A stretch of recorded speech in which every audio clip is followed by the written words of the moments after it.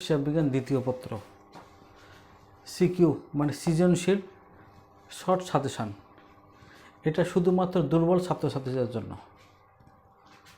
প্রথম হলো যে আমাদের টোটাল এই 6টা অধ্যায় পড়তে হবে। সিলেবাস আমাদের শর্ট সিলেবাস 2025 সালের।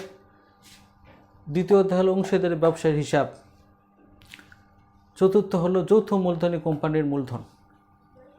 পঞ্চম হলো যৌথ মূলধনী কোম্পানির আর্থিক বিবরণী। ষষ্ঠ হলো কি আর্থিক বিবরণী বিশ্লেষণ। সপ্তম হলো উৎপাদন বা হিসাব। অষ্টম হলো মজুদ পণ্যের হিসাব সংরক্ষণ। এই হলো টোটাল 6টা অধ্যায়। এই 6টা অধ্যায় দুই ভাগে বিভক্ত, একটা ক বিভাগ একটা খ বিভাগ। ক বিভাগের 2টা প্রশ্ন থাকবে 20 মার্ক, 2টাই উত্তর দিতে হবে। এটা হলো কি আর্থিক বিবরণী, যৌথ মূলধনী কোম্পানি আর্থিক বিবরণী। এখানে প্রশ্ন কি থাকবে? প্রশ্ন থাকবে হলো বিশদ আয় বিবরণী তৈরি করো, আর হলো আর্থিক বিবরণী তৈরি করো। 2টা অঙ্ক থাকবে, এরকমই 2টা উত্তর দিতে হবে। আর হলো কি খ বিভাগ। খ বিভাগ হলো তাহলে 5 নম্বর অধ্যায় গেলে থাকে হলো আর 5টা অধ্যায় 2, 4, 6, 7, 8 এই 5টা অধ্যায়। এই 5টা অধ্যায় থেকে 9টা প্রশ্ন আসবে। কয়টা প্রশ্ন আসবে? 9টা প্রশ্ন আসবে।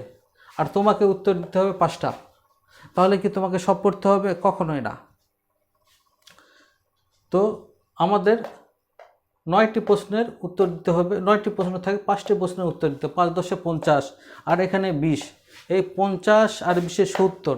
সিকিউ হলো 70 আর 30 হলো এমসিকিউ। আমরা শুধু এই সিকিউ নিয়ে আলোচনা করব এখানে। তো এই হলো এখন মেন জিনিস হলো এই 5টা অধ্যায়।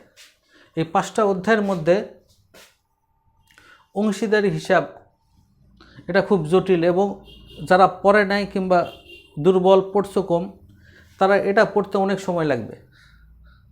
তো সেই জন্য সহজ, এখানে এই যে 5টা অধ্যায় আছে 2, 4, 6, 7, 8, এর মধ্যে সবচেয়ে সহজ অধ্যায় আমরা পড়ব। সবচেয়ে সহজ অধ্যায় কি? যৌথ মূলধনী কোম্পানির মূলধন মানে শেয়ার ইস্যু, 4 নম্বর অধ্যায়। এটা সহজ অধ্যায়। আর্থিক বিবরণ বিশ্লেষণ, এটাও সহজ। এই 2টা, এই যে দেখো, যারা খুব দুর্বল তাদের জন্য 5 তো পড়তে হবে, কারণ এখান থেকে 2টা বাধ্যতামূলক। আর শুধু তার 2টা পড়ে, একটা হলো 4র্থ অধ্যায়, 6ষ্ঠ অধ্যায়। এই 2টা পড়ে, তাহলে এই সিকিউ 70-এর মধ্যে 60 মার্ক সে কমন পাবে ইনশাল্লাহ।